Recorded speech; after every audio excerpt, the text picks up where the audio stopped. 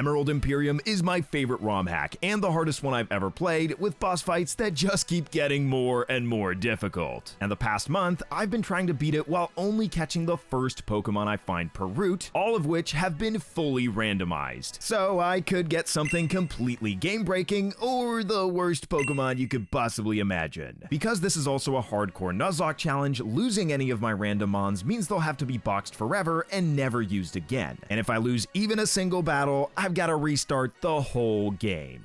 One of the most exciting moments of any randomizer is of course the starter selection. And while our first two options aren't exactly something to write home about, let's just say I got the best looking Turtwig I've ever seen. Imperium even guarantees a shiny starter if that's what you want. And you might be thinking having the God of Hoenn as our starter means we've already won the challenge. Well, check again. Sure, our noodle does hit harder than a truck that's falling out of orbit, but our proto-synthesizing noodle will be going up against Mega Evolutions as early as Gym 3, at which point even 95 base speed is gonna feel pretty slow. It's also got a pretty terrible level up move set until we get Fly at 45, not to mention the useless list of moves we get before the first level cap of 15. Naturally, we're gonna need some backup, starting with Route 101 since we picked up our starter in Little Root Town. Here I find an Iron Barb's Laleep, which ain't no Mewtwo, but you won't see me complaining either. Just north of Oldale Town, we can pick up our second encounter on Route 103, a Sprigatito. This cat has quickly risen in the ranks of my favorite starters since the release of Scarlet and Violet, which I feel is completely justified. Moving on towards Petalburg, we pass through Route 102, where I pick up my strongest Pokemon so far considering Rayquaza's current moves, a Tough Claws Dondozo, truly a defensive behemoth. Once in Petalburg, we can pick up the Fishing Rod, which will give us a ton of extra encounters. I immediately use this Fishing Rod in one of the ponds in Petalburg to pick up Electro, the self-sufficient Toxtricity. Ironically, just on the other side of Petalburg on Route 104, I find a Tatsugiri to go with my Dondozo. And hey, with Refrigerate as its ability, we'll be able to use Splash as an Ice-type move, which still does nothing, just a little bit cooler. Before Roxanne, we still have more encounters to find, starting in Petalburg Woods, where I pick up a Farigiraf, probably my favorite Gen 9 evolution, and the fact that it's another Refrigerate Pokemon back-to-back is pretty chill. Its native normal type actually gives it some pretty strong normal type moves, making it a much more effective refrigerator. Rustboro City doesn't just have a gym, but also an added patch of grass where we can find ourselves another encounter. At first, I wasn't too excited about the Pumpkaboo that I end up getting, but with Dauntless Shield, this thing could be an absolute defensive monster as long as we can get our hands on an Eviolite. With 3 more encounters to go, I first head north to Route 115, where there's also been grass added. I'm definitely stoked about the Scyther we find here, even though it has Gooey instead of Technician. It'll do a bit less damage, but speed control is one of the most powerful things you can do in the whole game, so I'll definitely take it. Our final 2 encounters are on Route 116 and in Rusturf Tunnel. On the former, I find an Alolan Executor. Hey, neck recognized neck. This time, baby, happy bullet. Finally, my encounter in Rusturf Tunnel is Simisear, and even the designer of this thing made it look like they're apologizing for basing it off of setting fire to a bag of shit. Before we're allowed to take on Roxanne, we've gotta challenge Candace, introducing to us that we'll be able to fight every single Sinnoh leader throughout our journey through Hoenn. Ironically, the speed boost Simisear I just complained about getting is the perfect encounter to solo this fight. You don't have to take on the Sinnoh leaders, but you get some pretty awesome items and TMs, so we'll have to evaluate if the risk is worth the reward once we reach each of them. At this point, we've collected every Pokemon we can get before Roxanne, so it's time to build ourselves a team and take on the very first gym. Because this is the first gym of the challenge, Roxanne only has 4 Pokemon, and because ours are fully randomized, we've got a lot more fully evolved Pokemon than we otherwise would. I lead with my Miracle Seed Executor and take care of Rhyhorn with a Seed Bomb despite its Rindoberry. Once Gligar comes out, I swap into Dilly to deal a little bit of damage with Iron Barbs before switching in spots. We've got to take a couple of Bulldozes here as we swap in, but even if both of them crit, we'll still survive, after which we can step on Gligar with our Refrigerator. After Gligar's dealt with, Roxanne sends out Nosepass. We kinda have the perfect answer to this thing in our Executor, since its bulletproof ability means Nosepass can't use its highest damaging move, Rock Blast. Now the advantage we have due to the randomizer this early on is gonna disappear pretty quickly. Basically, by the time we reach Brawly, every opposing trainer is gonna have fully evolved Pokemon, with teams built to synergize and amazing movesets, whereas we're gonna be stuck with whatever random assortment of Pokemon and abilities we get. But hey, at least we collected 1 gym badge without too much trouble.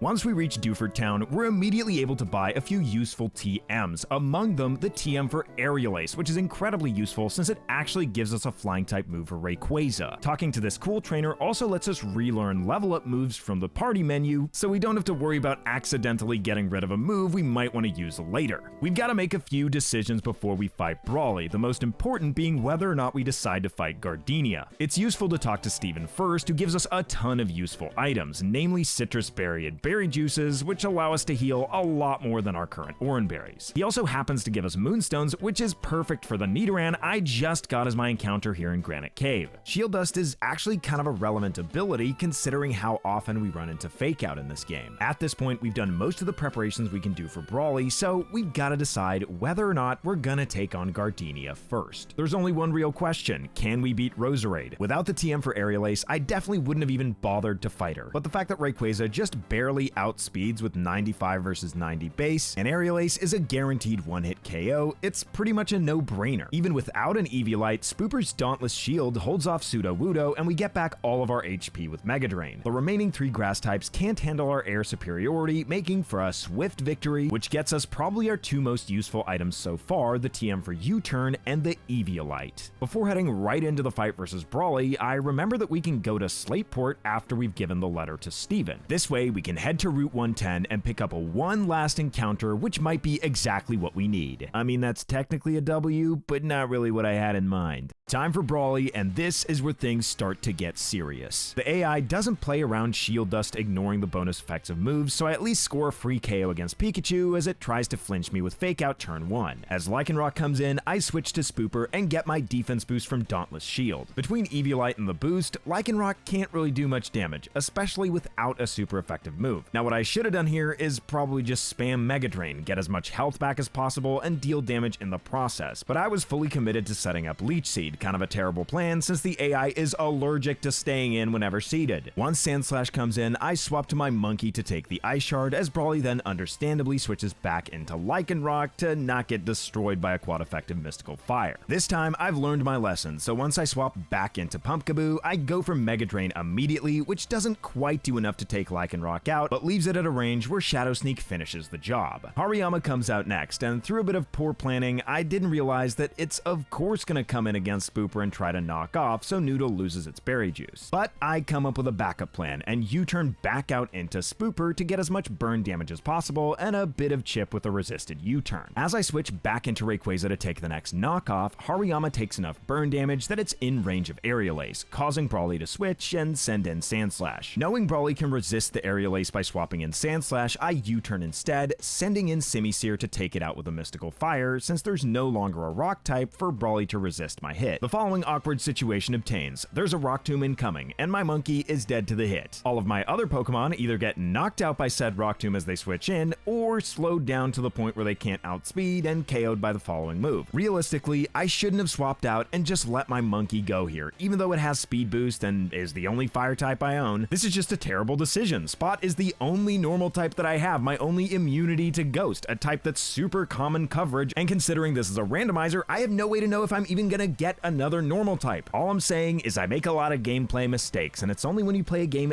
this difficult that you actually have to improve. The further along we get in the game, poor planning really gets punished, and little decisions like accidentally getting rid of your only immunity to a specific type can cost you several Pokemon to that type of move in the future, which can quickly cascade into losing you the run. Brawly's final Pokemon is Girder, and when Nidoking can't take anymore, I swap in Scizor, who gets its speed lowered by Low Sweep, but Gooey makes sure we don't actually lose any speed, relatively speaking. Because I see a KO, Girder just spams Mach Punch, so the fact that I misclick and go for U-turn instead of Aerial Ace here is completely fine. A different kind of mistake, but at least it didn't stop us from collecting our second gym badge. On a warm summer's eve, on a train bound for Mauville, I met up with a gambler. We've taken a heavy loss, but with the Knuckle Badge in hand, we've gotta just move forward. Mr. Briny takes us back to Slateport, where we of course already picked up our encounter on Route 110, so to make any further progress, we've gotta have our first real showdown with Team Aqua. The big threat here is Golisopod, but by switching Electro into a resisted Bug-type move, we can easily pick it off with electric moves. Archie, you realize everybody's worried about rising oceans, and that's your exact plan. Look kid, I got a lot of stock in oil companies, and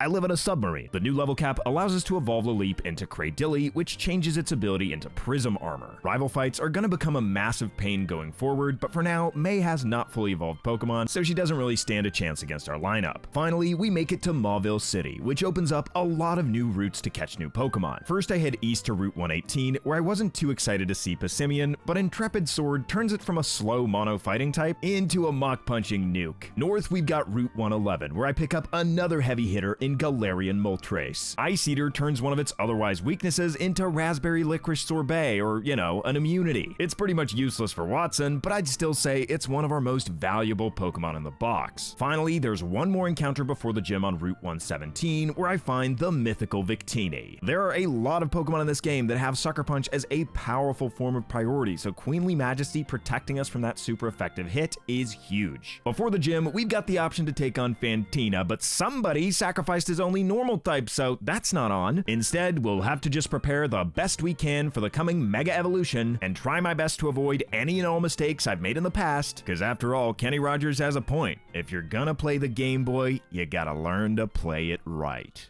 In Base Emerald, Watson is possibly the hardest fight in the game, and while that's definitely not true in this game, it's a big jump in difficulty. I lead with Electro versus Dedenne since it's got no good way to hurt me, and if it Volt Switches out into Luxray, I'm able to nail it with a Venoshock on the switch to almost take it down to half. Listen, my brave sword-wielding monkey would enjoy nothing more than a warrior's death, but Valhalla can wait, so I send in Her Majesty first to eat the Psychic Fangs and bait a bite as we swap in Monkey Bonky. With the chip damage from Electro, Monkey easily knocks out Luxray with a super effective hit at the speed of sound. Kilowattrel comes out next, so I swap back into Electro, who resists both its flying and electric type moves. With Self-Sufficient, we're able to gain back a little bit of HP at the end of every turn as I try to stall Kilowattrel out with Poison. Now that Venoshock does extra damage, Kilowattrel predictably switches into Magneton, so instead of going for the Venoshock, which wouldn't hit the Steel type, I go for Noble Roar to lower its special attack before swapping out into Spooper. This way, I dodge the incoming Tri-Attack, and I'm able to set up Leech Seed after being hit by Mirror Shot. I half expected Magneton to just switch out here since the AI hates Leech Seed more than anything else, so I went for it again to try and hit whatever comes in. I guess I still need to learn when to hold him and when to fold him, since I expected him to still go for Mirror Shot as I swap into Her Majesty. Once Kilowattrel comes in after the Volt Switch, I should have just swapped out here. It's a major mistake to take damage with Victini since I need that health to try and take on Vikavolt. The U-turn chip isn't even useful since Kilowattrel can heal up with Roost. But as long as Kilowattrel keeps roosting as we go for Rock Tomb, we're in pretty good shape since Poison does more and more damage at the end of every single turn. Eventually, it's just too much for the bird to keep up with, which brings out Vikavolt. I realize that taking so much damage and not being able to switch Victini in means I'm gonna have to sacrifice something to be able to defeat this thing. Sorry, Dilly, you're the only mon on the team I can currently afford to lose, and your only possible way to survive this fight would be getting the Omni Boost with Ancient Power. Listen, I'm not a gambling man. I was ready to make a calculated sacrifice. But sometimes, I guess you end up hitting the jackpot. Every gambler knows that the secret to surviving is knowing what to throw away and knowing what to keep. But I guess sometimes you can be surprised by what you initially plan to throw away. I don't want to do anything other than go to the top of Mount Chimney. The road to Flannery is a perilous one, and one that I'm extremely worried about. There are many problematic elements on this precarious path, but which of them do I fear the most? Is it our rival fight versus Dawn? Certainly not. Is it the first major double battle atop Mount Chimney? Listen, it gives me nightmares just to think about it, but no. Is it Maxie's relentless flat earther monologue? No, although now that I think about it, I am dreading every second of it. Before we can even think about making it to Mount Chimney, we've got to make it past the snow gauntlet. The road to Route 114 at least offers us a few encounters on the way, like on 112 where I pick up Pincurchin. I don't know whose favorite Pokemon Pincurchin is, but the fact that it's a water electric type in this game and its ability randomized into Dry Skin makes it a pretty useful member of the team. King Gambit is an amazing encounter almost no matter what, but with Primordial Sea as its ability, adding a third immunity to the two it already has, that makes it invaluable. But the only thing I kept thinking of was the fact that we now have a way to get rid of the snow for the upcoming gauntlet. That kind of overshadows the Emolga with Unburden that I pick up on Route 113 113, which isn't much to write home about. There's 4 fights to the Route 114 Snow Gauntlet, and only 2 of them are really a big deal. Fisherman Kai only has 4 Pokemon, and the most dangerous thing on his team is his super bulky Dugong. Our newly acquired Dry-Skin Pincurchin pretty much walls this thing's entire attacking moveset of ice and water type moves, making for a pretty underwhelming first fight. My biggest concern is the second fight with 2 Slush Rushers that I definitely can't fight with King Gambit, since Beartic would just take me out with a Brick Breaker Earthquake, and Primordial Sea would just power up Vicious Rend. After a lot of staring at my box and several calculations, I realized that my best bet is to fight Beartic with Dondozo. It's got no super effective moves and would have to get something like 3 crits in a row to take me out first. For Arctovish, Pincurchin once again ends up saving the day. With its immunity to Vicious Rend, we've got enough time to get it burned with Scald, completely neutralizing the threat. It's even able to take 5 hits from Skill Link Cloyster, avoiding Shell Smash and taking it out with a single Volt Switch. The other fight I was really afraid of is Camper Charlotte, the final fight of the Gauntlet, who's got some really powerful Pokemon like Gorilla Tactics Darmanitan. Even though it's powerful, choiced Pokemon are easy to play around by just swapping into a resistance or immunity, and the rest of the fight is frankly kinda disrespectful on my part. I get her to explode into an immunity twice. Sorry, that was a little bit rude. With the Gauntlet cleared, I decide to pick up my Route 114 encounter and find my first Fairy-type Carbink. There's a lot of dragons in this game, and I've been desperately hoping to get a Fairy. The fact that it's got Levitate to avoid its ground weakness is just icing on the cake. Listen, kid, I'm a climate change denier, and Maxie is a flat earther. You're just gonna have to pick a side. Oh man, what could be worse than this? I just had to ask, didn't I? Finally, now at the top of Mount Chimney, we've got to take on the dreaded Team Magma double battle. Double battles are about 10 times more complicated than single battles, and the ones in this game are tailor-made to make your head explode when trying to beat them. In this case, we face Mega Centiskorch, which has an ability that makes it immune to rock. Cradilly's Storm Drain conveniently covers its weakness to water, so the only way we have left to deal super effective damage to this thing is with flying type moves. Centiskorch's big weakness is that it's slow, so we can use Fly with Rayquaza and protect the first turn with Big Bozo, then pivot out into Spooper to take the incoming Giga Drain once Centiskorch falls. Rayquaza's holding a Cherry Berry, so we don't have to worry about getting glared by Serperior. Without any special attack boost from Contrary Leaf Storm, Rayquaza's able to survive both an HP Ice or a Dragon Pulse. The glaring weakness to my plan is Spooper getting paralyzed, since I'm counting on it breaking Serperior's Focus Sash with a Mega Drain. There's really a lot that could have gone wrong here. The fact that Cradilly targets Noodle despite it being in the air, or the fact that Spooper could have gotten fully paralyzed so I wouldn't get the KO through Serperior's Focus Sash. This caused me to do a lot of research on double battles after this fight. For now, as Tauros comes in, I can protect Noodle from both Power Gem and Stone Edge, giving me a free turn to swap in Big Bozo. Now that I know the rock moves are coming, I can swap into my Steel type to take both hits and deal as much damage as I can to Tauros with a Stomping Tantrum, since I can't use water moves as long as Cradilly's out. I can then protect His Majesty from the incoming quad effective close combat and click Stomping Tantrum into Tauros risk-free, since I know that I'll always survive Giga Drain even if it gets a crit. And just like that, we've taken out all of the Pokemon on the left side, making this fight a 2v1. At this point, I'm always able to protect or switch out the Pokemon that's about to be hit and get a free turn to attack, making the rest of the fight incredibly simple. There are so many things that could have gone wrong in that fight. After the double battle, we've got a couple more single battles before we get to climb down the mountain to Lava Ridge Town. Because his Chi-Yu is choice specs, I'm really only worried about Maxie's Hawlucha and end up having a pretty uneventful battle with no risks taken. I knew you'd come around to my side. He doesn't believe in global warming. That is a flat, very disc-shaped warming. Yes. What the fuck? To get to Lava Ridge Town, we go through Jagged Pass, where we can find yet another encounter. And hey, you can never have too many ghost types, so getting Trevenant is great. Never mind. Once we reach the city, we're able to buy a ton of great TMs to improve the movesets of our Pokemon. There aren't any wild Pokemon in Lava Ridge, but we are able to pick up an egg, which will have a random Pokemon inside that ends up being a Torchic.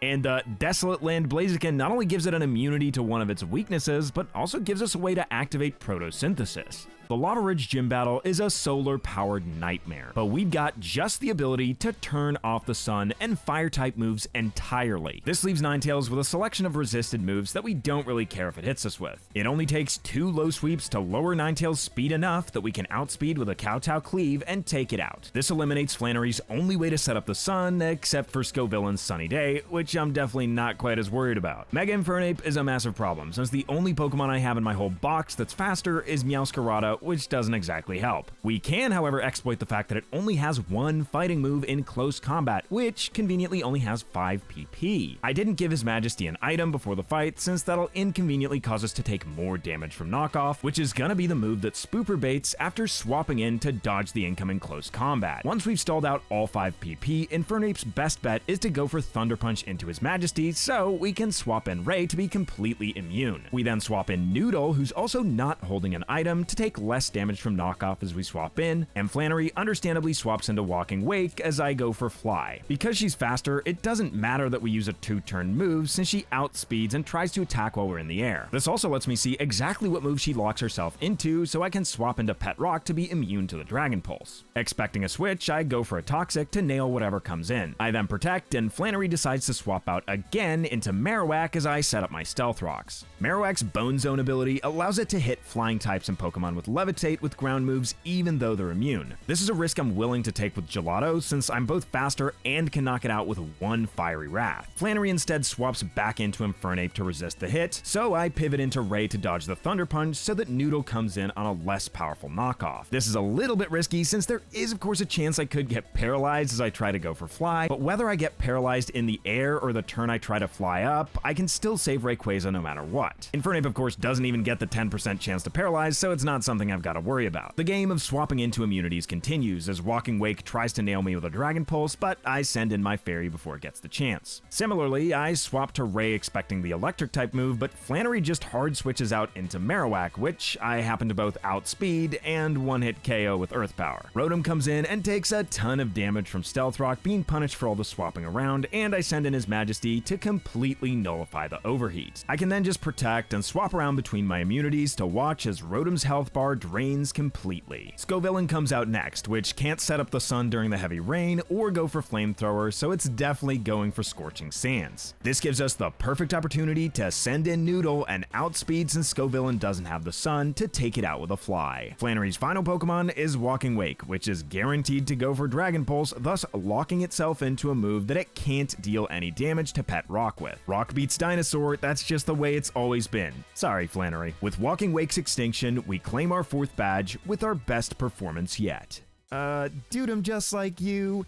I think I'm lost in the desert too. I'm thinking things'll be alright, at least for me, maybe not for you. With the Go Goggles, we get access to the desert, which is of course part of Route 111, so we can't get an encounter outside, but inside Mirage Tower, I pick up a sturdy Excadrill. The desert has a few difficult weather fights that we can kinda breeze through with Blaziken and King Gambit. All the double battle knowledge that I sought out ends up paying off massively since I get through the double battle without any casualties or really any issue whatsoever. Sturdy Excadrill also gives me a great way to beat Wally's most dangerous Pokemon, Sneasler. This thing outspeeds everything in my box and can survive anything I do with its held Focus Sash, but with Sturdy, I'm guaranteed to survive a hit and can boost my speed with Rapid Spin, which raises my speed to outrun the Sneasler and knock it out with an Earthquake. Sorry, Wally, better luck next time. I make my way through the Trick House with a few tricks of my own. This gives us access to a ton of Mega Stones for Pokemon we don't have and a booster energy for Rayquaza's Photosynthesis. Norman has the shortest split, and there aren't any other new encounters that we can pick up before the fight. He leads with Hisui and Zoroark, so it looks kinda confusing as he swaps out into his actual Obstagoon. After dealing some chip damage with Fiery Wrath, I Protect to get a little bit of chip damage from its freeze, and then swap out into Spooper to dodge the Facade. I of course don't want to get hit by a Dark type move, so after protecting for a little bit more damage, I swap back into Gelato, who isn't holding an item. All I've got to do is go through this cycle a few times, which costs Gelato about half of its health before Obstagoon falls to its own freeze. Second out is Norman's Iron Valiant. Why he has this thing being a normal type trainer, I couldn't tell you, but it's a massive problem nonetheless. Nothing about this thing is normal. I guess you could say it's a bit of a paradox. The only Pokemon in my box that can comfortably take anything this thing does is Big Bozo. We shake off a knockoff and deal massive damage with a Heavy Slam that almost gets the clean one-hit KO. Dondozo stays safe even from a critical hit throughout the entire matchup and slams Iron Valiant into the grave. Mega Slacking is immune to status because of its comatose ability. This is pretty annoying since Flannery just gave me the TM for Will-O-Wisp, which would have allowed me to cut its attack in half. Unable to do so, I instead opt for the Road of Recovery with Leech Seed. This causes Norman to swap out into his Slacking, which is of course Zoroark, as I Leech Seed again. I use a Protect just to deal that little bit of extra damage before swapping Catnip into Bitter Malice. Because its Focus Sash is broken by the Leech Seed, I can outspeed and knock it out with a super effective Night Slash. Real Slacking returns, so I go for U-turn just to get as much damage as possible and swap out into Spooper again. If you would have told me a month ago that a Pumpkaboo would have been one of my most valuable team members halfway through Emerald Imperium, I wouldn't have believed you. Instead of being so committed to Leech Seed, I probably should have had a different plan here, like just going for Giga Drain. Norman of course eventually swaps out, which at least allows me to nail Cyclizar on the switch with another Leech Seed. Now, I was pretty happy about this, since using a substitute doesn't actually get rid of your Leech Seed in Scarlet and Violet, but apparently it doesn't keep Leech Seed around here. I'm even pretty confident that it doesn't get rid of Leech Seed if you use Shed Tail, but Ursaluna isn't seeded, which is kind of a problem since it now has a substitute. It can't use Blood Moon twice in a row, so I swap her Majesty in on the HP Ice, and then U-turn out before it can go for Earth Power. I then protect myself against the Blood Moon, which still counts as a use, so I can send in her Majesty safely, even though Hyper Voice still does really a lot of damage. I go for U-turn again, and finally, my fiddling around has managed to break Ursaluna's sub. Monkey Bonky comes in and gets its attack boost from Intrepid Sword as Ursaluna goes for another Earth Power, which my monkey is able to survive even if it were to crit. Ursaluna's main weakness is of course its speed, which is why it's used in Trick Room teams so many times, so I easily outrun it and knock it out with a +1 close combat. And hey, once monkeys start bonky, it's tough to get it to stop. At below half HP, Slacking easily gets knocked out at the speed of sound, which leaves Cyclizar. Amazingly, we're able to knock out Cyclizar from almost full HP with a base 40 Mach Punch. I suppose to defeat one's forefather, one must return to monkey. Defeating Norman unlocks the ability to surf, and with it, we get the opportunity to pick up a ton of new encounters. North of Dewford on Route 106, I pick up a Lopunny, and it's not every day you see one of these with huge natural, power. Just a bit north, we've got Route 105, where I was pretty excited to find a Alolan Raichu. Oh, well, my bad for getting my hopes up, I guess. Route 107 has a small patch of grass that's been added where I find my second normal type, Ambipom. Both Ambipom and Lopunny get access to Fake Out, so we don't really need to worry about Focus Sashes or double battles as much anymore, or the fact that we didn't have an immunity to Ghost. Intimidate's also pretty nice, especially for those double battles. Route 109 gives us possibly the most powerful new addition, Metagross. I certainly don't mind one of Hoenn's pseudo-legendaries, especially with an ability that makes all super effective moves unmissable. I next proceed to Route 123, where we get the much more niche pickup of Pyukumuku with neutralizing gas, which could actually still be amazingly useful since some abilities are incredibly broken. The last encounter I pick up for a while is on Route 119, where I find a Palmot with Grassy Surge, which gives us a much needed way to play around terrain. All these new encounters give us amazing new options for the upcoming fights. Well, okay, not exactly all of them. And we are definitely gonna need them, since Team Aqua's blocking the way at the Weather Institute with another crazy double battle featuring a ton of super fast and really strong Pokemon. So it's time to put my knowledge to the test to see if all my studying has made me a better double battler. Now, there are things I already knew, like they're gonna go for the most damage whenever possible, and the AI always prefers to get a KO faster rather than slower. But what I had no idea about is the switch-in AI and how it prioritizes the Pokemon that sits diagonally from the opponent. This means it makes a massive difference whether or not Rayquaza or Metagross is on the left or right, since it entirely determines which Pokemon will switch in after we take the opponent out. Turn 1, I protect with Metagross and take a bit of chip damage from Mach Punch before flying up to take out Machamp. I'm then able to knock out Armaldo the next turn with a super effective Meteor Mash before it gets to move. The right side then sends in Greninja since it sees super effective damage against Metagross, and Starmie versus Noodle. This way I can protect myself from 2 incoming quad effective Ice Beams and deal a bit of damage with Metagross before swapping Gelato in to completely dodge the ice damage. These 2 completely free turns allow me to both break Starmie's Focus Sash and take out Greninja. From here, Matt on the right side only has Ogre Pond left. I can then protect Gelato from the incoming Thunder Thunder and have Destroyer take the Throat Chop since it never KOs me even if it gets a critical hit. Here's where I make a bit of a hasty calculation decision and swap in Super Bunny, thinking that it's just gonna go for a resisted Throat Chop. I really, however, should have considered that this could be either Throat Chop or Ivy Cudgel and take way more damage than I was hoping for with Super Bunny. I'm pretty proud that I managed to make it this far though, planning out every single turn in detail before I actually have to start steering. Both of the opponents targeting Super Bunny at least gave me a turn to protect and deal some damage with Fiery Wrath before swapping in Big Bozo to tank both hits as Gelato knocks out Ogerpon, leaving the opponents with only one Pokemon left. Once it's a 2v1, we pick up the W effortlessly. There are a lot more difficult double battles coming up in this game, and I'm kind of excited to play them. After spending about an hour and a half on that double battle, the single fight versus Admin Shelly really isn't a big deal. It was a breath of fresh air for it to only take about 20 minutes to plan and way less time than that to actually execute. With Team Aqua out of the way, we can actually reach Four Tree City, where we've got a few battles we want to take care of before challenging Winona. In this house, we can pick up a lot of great items, like a full set of choice items and the TM for Earthquake, all of which we're probably going to need to stand any chance versus the battles that come after the next gym. Naturally, if winning these fights is a necessity, I was ready to give up like half of my box if it meant getting these valuable items. However, all three of these fights are a little bit less difficult than that of the gym fights, and I really only had to make one difficult decision to sacrifice Dondozo when I was cornered. Kinda sucks to lose one of my best physical defenders, but if this is the only price I have to pay for some of the best items in the game, then it's one I think I'll be able to live with. The final thing I can do before challenging the gym is heading east to Route 120, where I find a dancing Regirock. Hold me closer, giant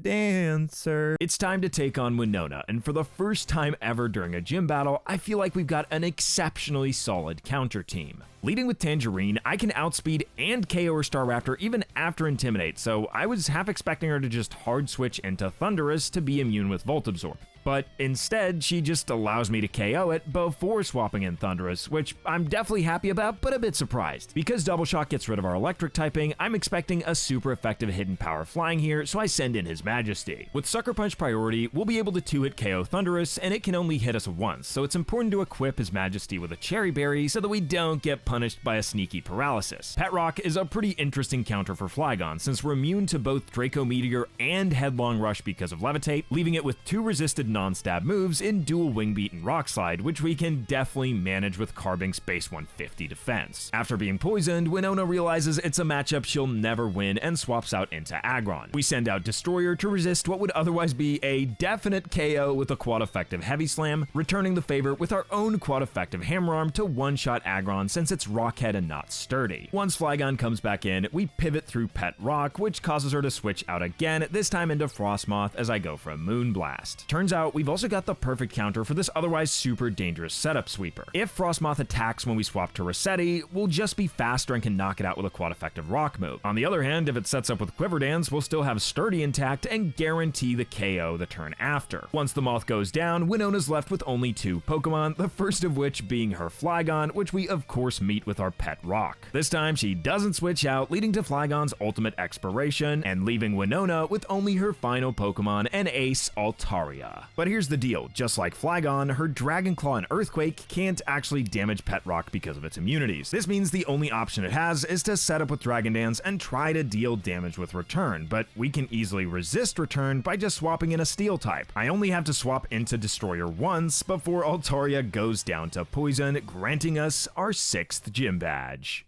Water Roots 7.8, there's too much of you.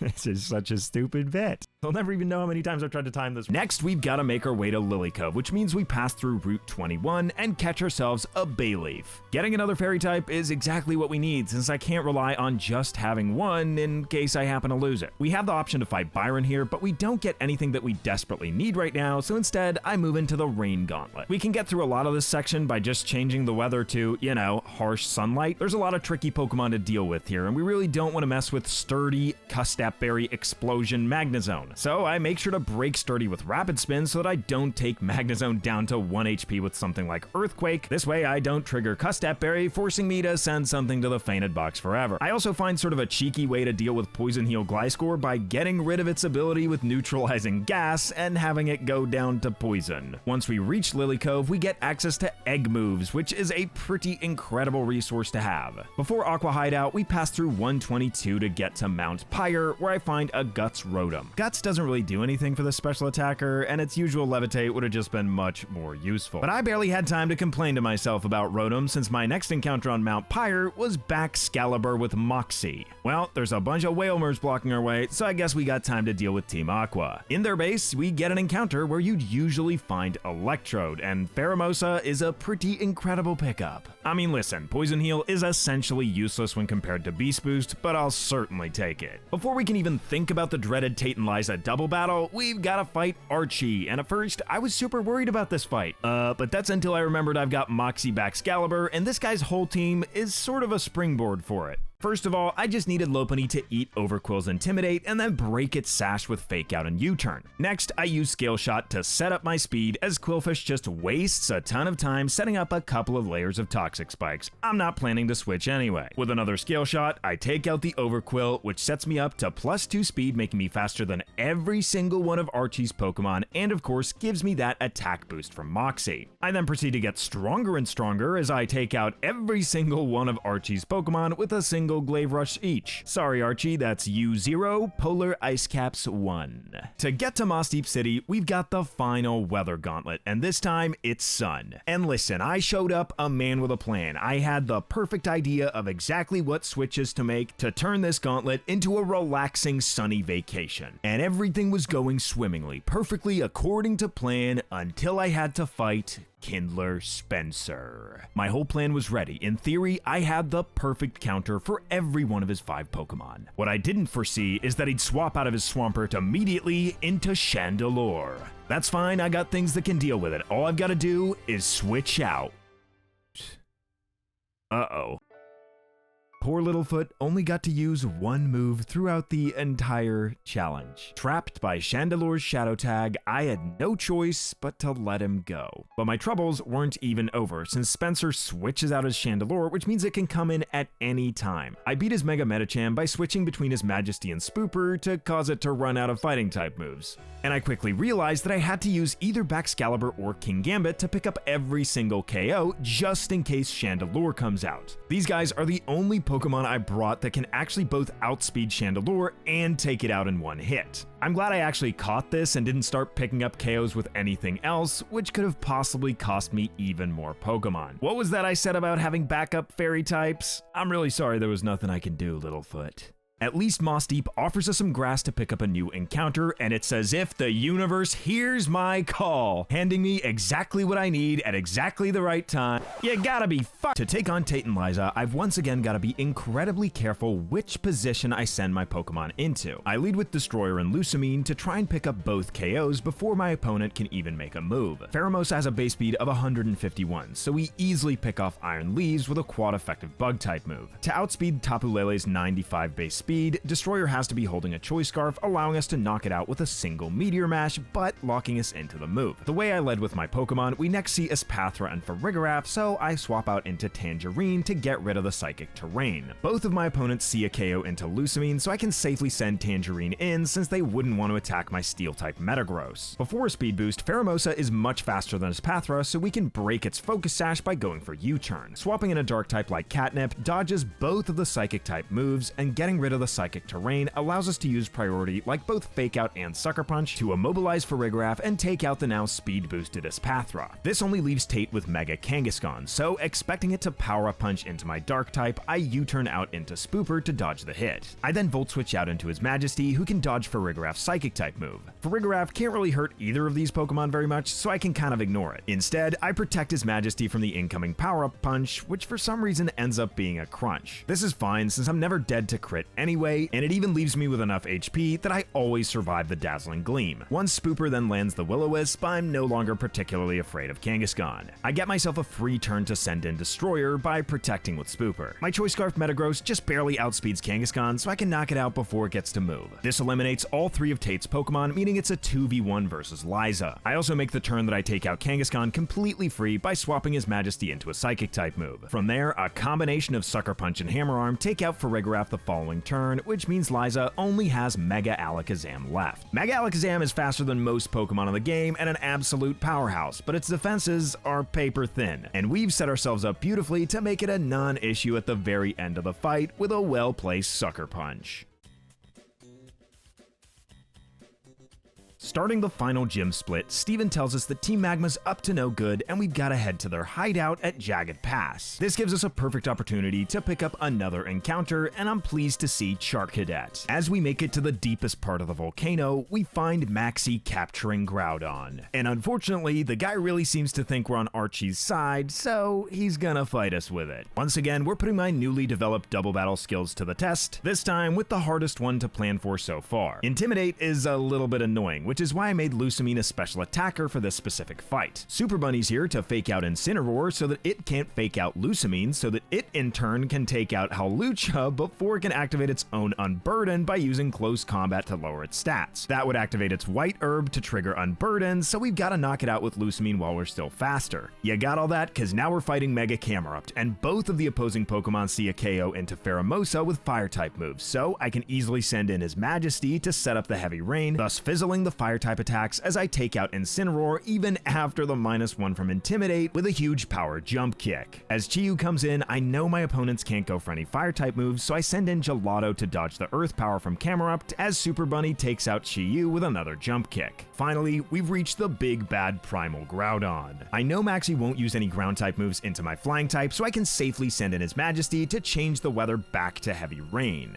I then U-turn out into my Choice Scarf Baxcalibur as both of my opponent's Fire-type moves fizzle. Now baiting Ground-type moves from both, his Majesty can just protect himself as I knock out Groudon with a quad effective rain-boosted Aqua Tail. As Cacturne comes in, its best option is going for Scorching Sands into his Majesty, so I just swap to my Flying type as I knock out Camerupt with another quad effective Aqua Tail. Cacturne is Maxie's last Pokemon, so I can't really stay in with my Scarfed Baxcalibur that's locked into a Water-type move. Switching here doesn't really matter, even though Super Bunny could finish the job with a Mach Punch the next turn. Gelato does just fine with an Air Slash and wins us the fight. Maxie does lose control of Groudon, but we've got our own Rayquaza, so it should be fine, right? Before infiltrating Seafloor Cavern, I make sure to evolve my Charcadet into the Ghost-type Ceruledge. Rough Skin on this thing is great, but it's really the amazing typing we're mostly after. In fact, I get use out of it immediately since it's a perfect counter for Shelly's Frostlass. We can then perfectly counter her Greninja by sending in Blaziken with Desolate Land to completely nullify its Water-type moves and knock it out with a Thunderous Kick. Dragonite is where I realize I might have a bit of a problem. We just fought Admin Shelly, and this fight happens back to back. Because both admins have teams of 4, we essentially have to prepare for a team of 8 with only 6 Pokemon. Rough-Skin at least breaks Dragonite's multiscale, and I realize that even with a Choice Band, I won't be able to knock Dragonite out with an Extreme Speed. I can't just lock myself into a Dragon-type move because we still have to fight Machamp, which would just KO something on the switch. In this situation, it's way better to make a sacrifice to get to decide what I lose. And hey, Super Bunny even survives with exactly 1 HP, so she gets to do what she does best and deal a bit of chip damage with Fake Out and try to knock Dragonite out with a huge power boosted jump kick. I couldn't afford putting Ice Punch on Lopunny's moveset before the fight since I needed all 4 of its move slots, which unfortunately cost her life in the end. Okay, now we've got Dragonite at a range where we're able to knock it out with a Fly. This way, we don't have to swap around or do anything complicated since a Choice Band boosted Fly off of a Rayquaza easily does enough to take out Mega Machamp. Just like Maxie before him, Archie captures Kyogre, and unfortunately, he's set on battling us too. And Archie is much tougher than Maxie. For one, his Iron Bundle is faster than basically anything we could do except Choice Scarf Pheromosa. For this reason, one of my leads is Focus Sash Tangerine so that I can fake it out the first turn and knock out Golurk with an Icicle Spear. This gets us an attack boost from Moxie, and Archie sends out Quackable. This position's completely fine since Palmot still has his Focus Sash intact and can thus survive even a crit Frostbite Hydro Pump before knocking Quackable out with a Double Shock. Baxcalibur's Choice Banded to be able to knock out Golurk turn 1 and 2 hits, so all we can do is use a not very effective +1 Icicle Spear to deal a bit of chip to Iron Bundle. We do this since we want Baxcalibur to stay in as Palmont goes for Protect the next turn, drawing in moves from both of our opponents, which gives us a good chance to knock Electros out with 3 hits. Here comes Kyogre, so I make sure to swap to His Majesty on the left side so we don't accidentally trigger Primordial C after we send out Blaziken. The best case scenario is that both of our opponents go for Water-type moves into the Harsh Sunlight, but they instead go for Ice-type moves, which don't do much to His Majesty. I have Blaziken go for Protect in case Iron Bundle uses HP Flying or we get hit by Thunder from Kyogre. This gives Kingambit the chance to deal some massive damage with Brick Break, taking Iron Bundle into the yellow. Now that I can't Protect, I swap out of Blaziken so I have the chance to swap it back in to set up the Sun and fizzle some possible Water-type moves. Axe draws in both of the opposing moves and unfortunately gets paralyzed by Thunder. At least this means I can finally get rid of Iron Bundle, which means we possibly have a greater problem with Mega Sharpedo. I was expecting both of my opponents to go for Water-type moves into His Majesty here, which is why I stay in with Baxcalibur, who gets nailed by a pretty nasty crunch that takes her down into the red. Kyogre at least fizzles its Water Spout, giving me the chance to knock out Sharpedo with a Glaive Rush since I don't get fully paralyzed. With Baxcalibur on the chopping block, I swap out into Hansi, who gets Frostbite from an Ice Beam. I then do just below half with a Thunderous Kick, but because it lowers Kyogre's defense, and I even manage to deal the difference I need with a Fake Out, I'm able to knock out Kyogre the following turn for a flawless victory.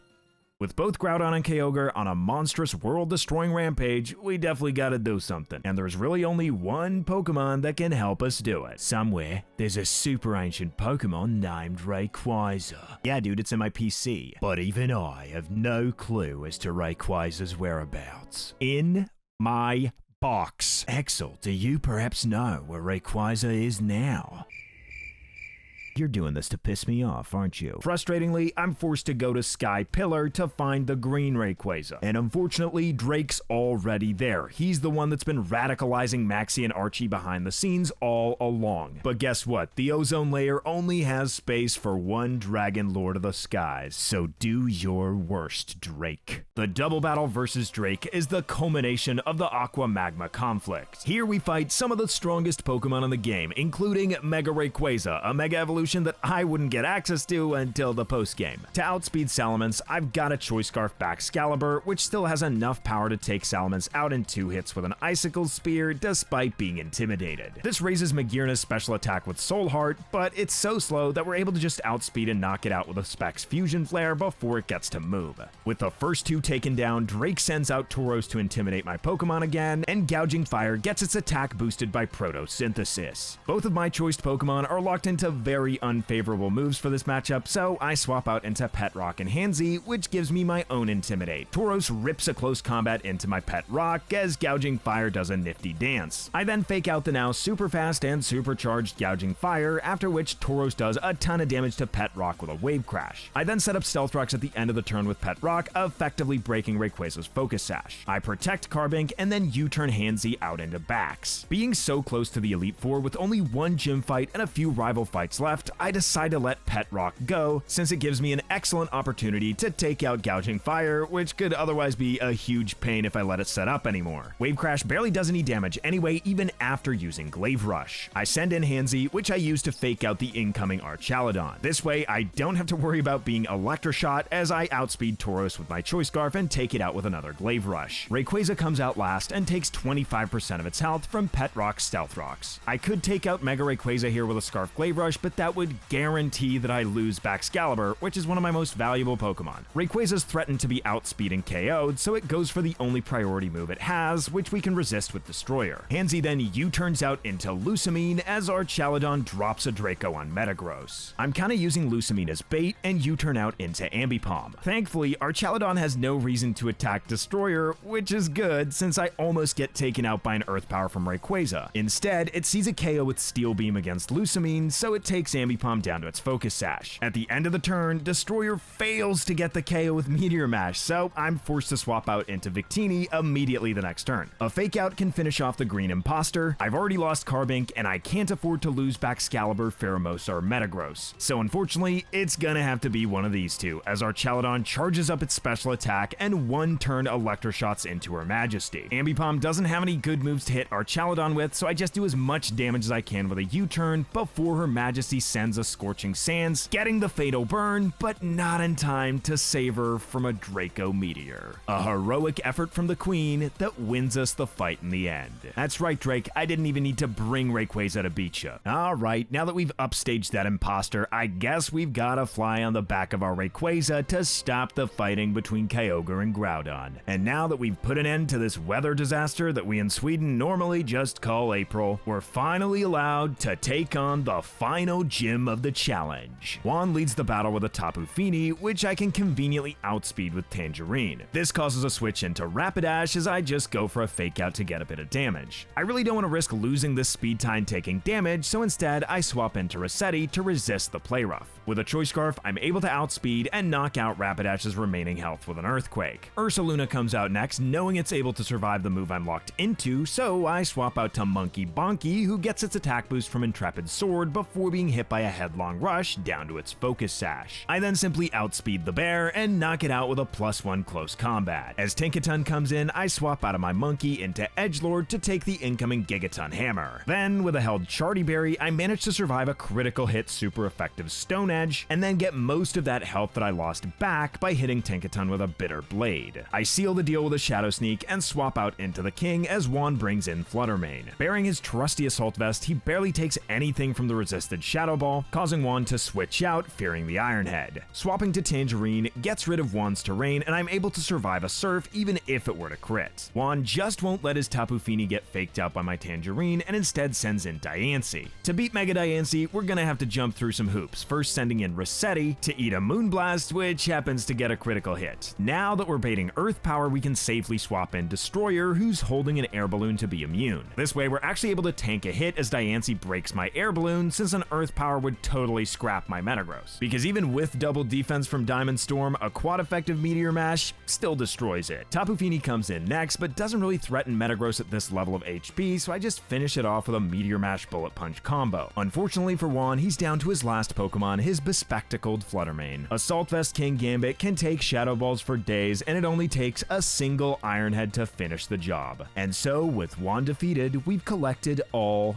8 gym badges.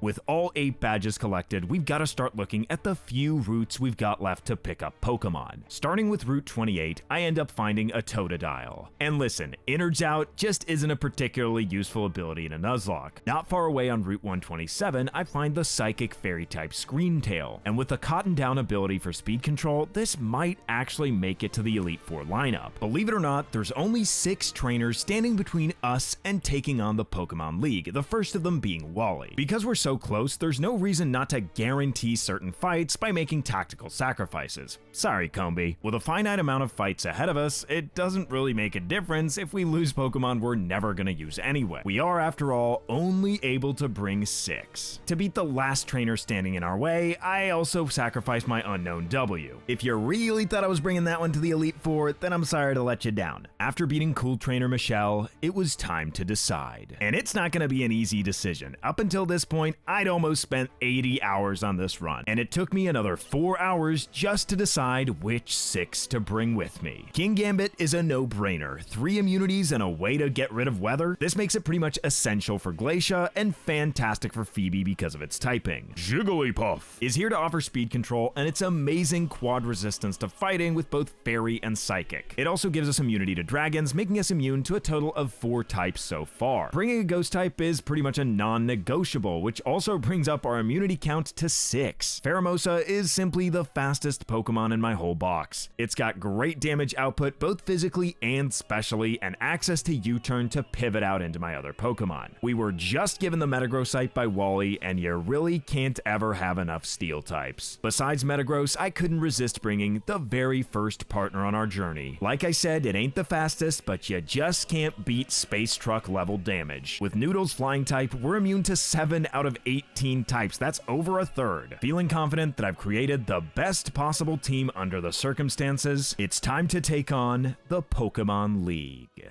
Each of the 3 first Elite Four members have 2 possible teams, and there's no way for us to know which team it's gonna be before we enter the fight. In Sidney's case, he goes for speed control, and it's either by Tailwind or Trick Room. I definitely prefer Tailwind here, but it's mostly because it's annoying to think backwards. I start by setting up Stealth Rocks turn 1, since the AI loves to switch out to at least get a bit of value out of each swap. I then go for Protect, deal some damage with Iron Head, and Protect again to make sure that Tailwind runs out. Once Moltres sets up Tailwind again, we either take it out with the next Iron Head or end up having to use Sucker Punch the turn after. Both are completely fine outcomes, we just need to very carefully track Tailwind turns. In this case, the fact that it required a Sucker Punch to take Moltres out means there's only 2 turns of Tailwind left, one of which I waste immediately by just protecting versus Absol. This conveniently also stalls out one of Absol's 5 close combat PPs, the second of which I take with Jigglypuff, who quad resists it, lowering Absol's speed with Cotton Down in the process as Tailwind peters out. This means there's no way for Sidney to set up Tailwind again since Moltres is already down. With Absol's stats lowered from both Cotton Down and close combat, he swaps out into Delphox. His Majesty is of course immune to the fire type Mind Blown, so we can come in and KO Delphox with a Sucker Punch before it gets to make a second move. Absol comes out again to try and take out his Majesty with a close combat, so we once again send in the Puff to tank the quad resisted hit. Mega Absol is just barely faster than Jigglypuff, so the speed drop from Cotton Down actually helps us outspeed the following turn and knock it out with a Moon Blast. Both of Sidney's possible teams have the same Assault Vested Monkey Dory with Fake Out, Sludge Wave, Grass Knot, and Psychic. None of that makes a lick of difference to my own Assault Vested Destroyer, who simply knocks out Monkey Dory with a super effective Earthquake. For Roaring Moon, I've kept Pheromosa's Focus Sash intact so that we don't have to care if it goes for Dragon Dance or worry about getting knocked out as we swap in. This way, we always guarantee that Lusamine survives and can rip a close combat to take care of Roaring Moon. Sidney's final Pokemon is Grimmsnarl, and I definitely wasn't expecting getting a critical hit here to take it into the red as I U-turn out into Jigglypuff. This extra damage makes it so the fight won't even last another turn, as Jigglypuff's Rocky Helmet deals the final bit of chip damage to take down Grimmsnarl and win us the first Elite Four fight.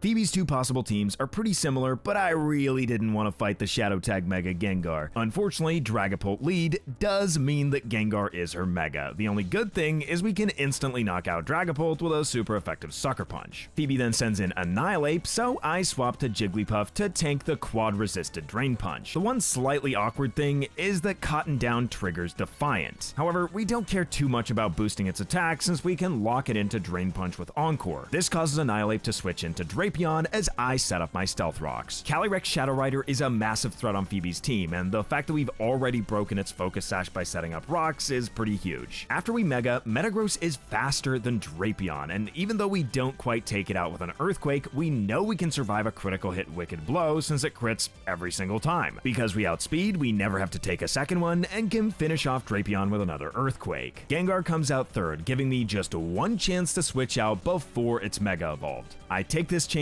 to send in my Assault Vested King Gambit to resist the incoming Shadow Ball. But Phoebe switches out! This was the only thing that wasn't allowed to happen. Now, I'm under constant threat of Gengar coming in and trapping whatever it swaps into. And it's not like I can easily play around it. I Encore Annihilate into Drain Punch, and then opt for a Psychic to put it in range of a Choice Banded Shadow Sneak from Ceruledge. Not sure if another Psychic would take Annihilate out after Drain Punch recovery, I swap out into Edgelord. Amazingly, the very same turn, Phoebe hard switches into Gengar. Now, I don't know why she did this, but my anxiety just went from the highest it's ever been in my life to 0. Mega Gengar has very poor HP and defense, so a single banded Shadow Sneak is enough to knock it out, which brings out Calyrex. And after Jigglypuff's Rocks breaks its Sash, we can simply Shadow Sneak again for a quad-effective easy knockout. Annihilate comes out next, so I first pivot into his Majesty to both tank the Rage Fist and bait a Drain Punch as I switch back to Jigglypuff. A Psychic knocks out Annihilate, which leaves Phoebe with one Pokemon left, her Pecharunt. With his Majesty immune to both Malignant Chain and HP Fire, Pecharunt's only way to deal damage is going for Hex, which barely does anything due to my trusty Assault Vest, allowing for a swift KO with a couple of Psycho Cuts. Sheesh, Psycho Cut sounds so deranged.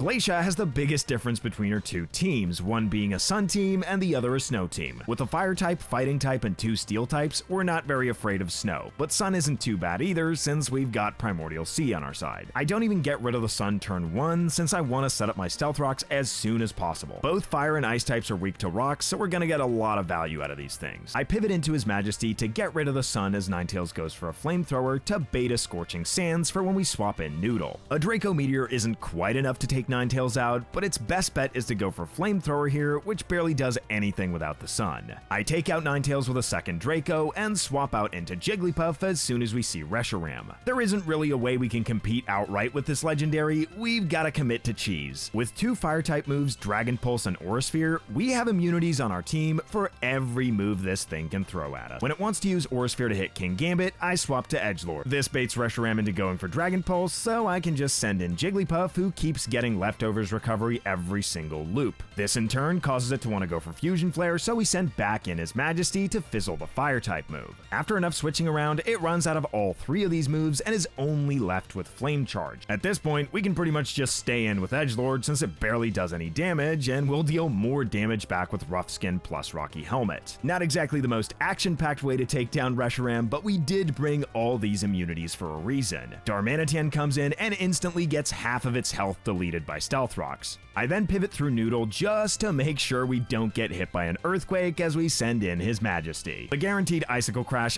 doesn't do very much, and we can follow that up with a priority Sucker Punch the next turn to take out what remains of Darmanitan's health. Decidueye sees a big juicy target with close combat, so I switch to Edgelord to bait a Sucker Punch to get a free switch to Destroyer. I continue my switching around a bit more, first sending in Jigglypuff against another Sucker Punch, then bringing back out Edgelord as I'm hit by a Leaf Blade. This way, I get some solid Rough Skin and Rocky Helmet damage before swapping back in Destroyer on a Sucker Punch. I perform the loop one more time to get a bit more damage and get Decidueye below half health. We can then safely swap back to Jigglypuff on another Sucker Punch and knock out Decidueye with a Moonblast. When Volcanion comes in, I should have just gone for damage, but instead go for Wish as it gets rid of the Stealth Rocks with Defog, which is pretty bad since we really want to hit Charizard with Rocks. Unfortunately, my timing is terrible since after encoring Volcanion into Defog, Charizard comes in as I use Rocks. The Volcanion with heavy duty boots in the back won't care, so it's essentially a wasted turn. I can at least send in His Majesty as Charizard Mega Evolves to block it from setting up the Sun.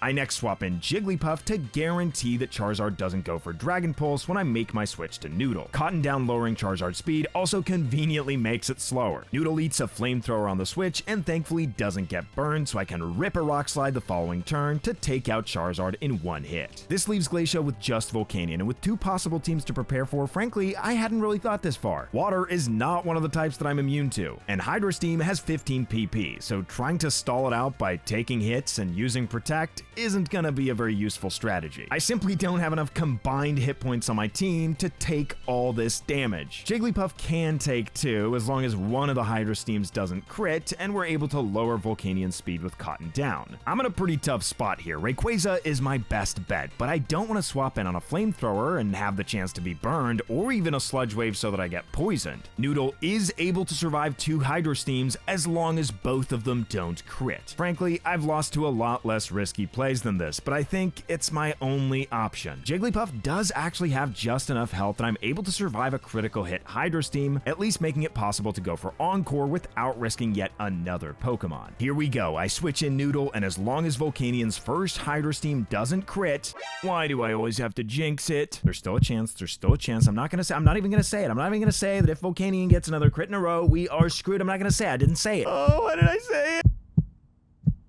Okay, I thought with how much the universe has been punishing me this run that wouldn't go my way. But by surviving with just 9 HP, Rayquaza finishes off the fight with a second Draco Meteor, defeating the 3rd member of the Elite Four. Getting past the first 3 members of the Elite Four, we've gotta fight Sinnoh's champion Cynthia. The good thing is she only has one fixed team to be prepared for. The bad thing is that team is absolutely bonkers. Her lead is Spiritomb, and its most problematic move is Dark Hole. The move only has 5 PP, so I waste the first one going for Protect, and the second setting up my Stealth Rocks. I then go for another Protect turn 3, and Kowtow Cleave to deal a bit of damage as I take the 4th Dark Hole. Unfortunately, Dark Hole has a ridiculous 50% chance of putting you to sleep, but at least King Gambit only takes a bit over half once we've stalled out all 5. From here, Spiritomb tries to hit us with Sucker Punch since it can't hit us with Dream Eater, and I've made myself immune to the move Poltergeist by just not holding an item. I can even force Spiritomb to not do any damage with its 5 Sucker Punches by just spamming Stealth Rocks. Cynthia switches into Zamazenta, so I barely do anything with a Kowtow Cleave and swap Edgelord into a Body Press. This and Reshiram is pretty much Edgelord's entire reason for coming to the Elite Four. I need to light that Zama on fire, but unfortunately Cynthia swaps out and gets her Cramorant burned instead. Noodle resists Surf, but in order to outspeed Cramorant the following turn, I've gotta be equipped with a Choice Scarf. Locking myself into Thunderbolt thus makes me very ill-equipped to deal with Garchomp. Switching out to Jigglypuff serves 2 purposes.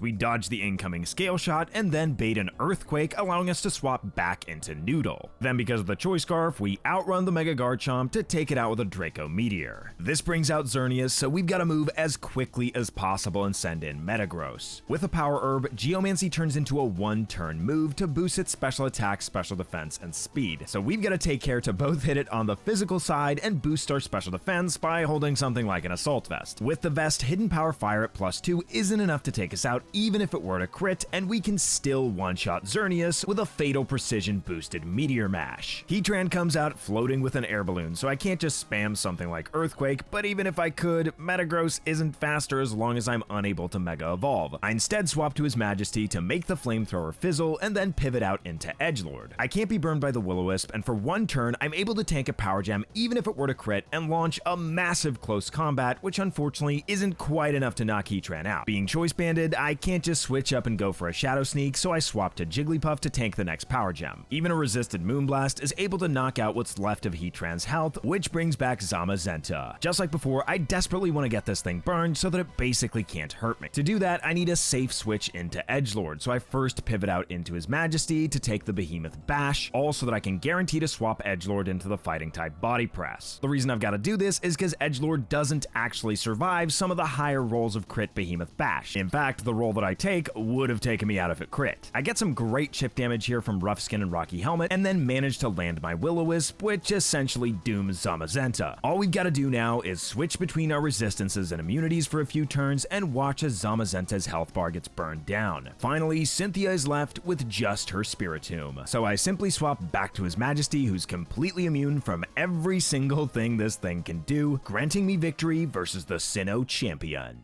With some sound strategy and a bit of luck, our team of 6 random Pokemon have made it to the deciding fight of the game.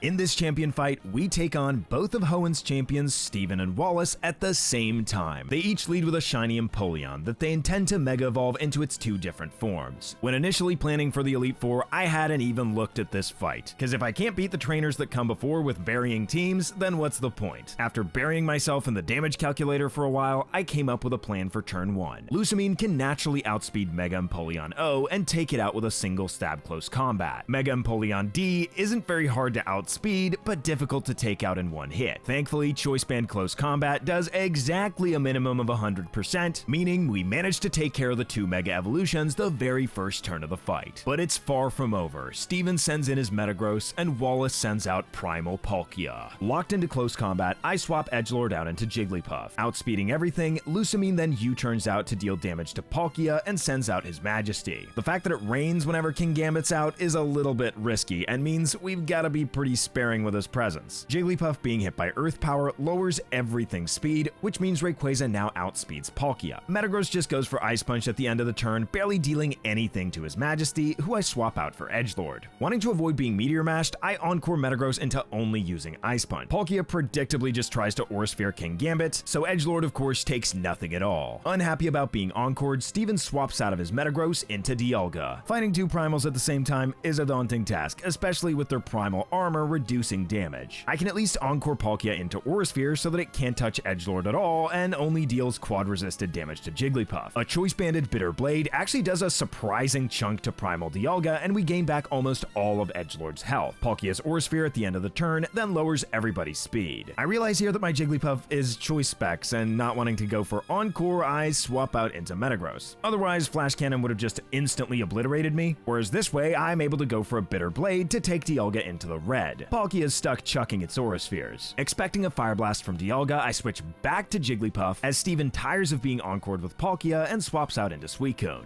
Puff's able to hang on after being torched, and Edgelord finally knocks out Primal Dialga with a third Bitter Blade. As long as we can take out Metagross, we'll be able to make this a 2v1. I can draw in a Meteor Mash from Metagross by going for Protect, and Suicune just lets me go into the 2v1 by setting up its special attack and special defense with a Calm Mind before Edgelord tears apart Metagross with a Bitter Blade. Now we've got to deal with Suicune, so I definitely can't stay in with Edgelord, who's locked into a Fire-type move. Awkwardly, I send in his Majesty, which powers up Suicune by setting up the Rain. Double awkwardly, I kinda have no choice but to swap out a Jigglypuff since it's locked into Protect. This causes me to lose Metagross, and I deal as much damage as I can with a Sucker Punch and Close Combat combination, which unfortunately falls just barely shy of the KO versus Suicune, and poor Lucamine's base 37 special defense stands no chance versus a Rain-boosted Scald at +2. Jigglypuff comes back in, and I'm able to finish off Suicune with a Sucker Punch before it does any more damage to the team. This makes Primal Palkia the final Pokemon of Emerald Imperium. I start by pivoting again, swapping out Jigglypuff for Edgelord. Sucker Punch takes Palkia below half before His Majesty's reign finally ends. With a held focus sash, I send out Noodle. You've been amazing, Edgelord, but you're about to be pumped out of existence. With one last Draco Meteor, I end this run with the same Pokemon it started with.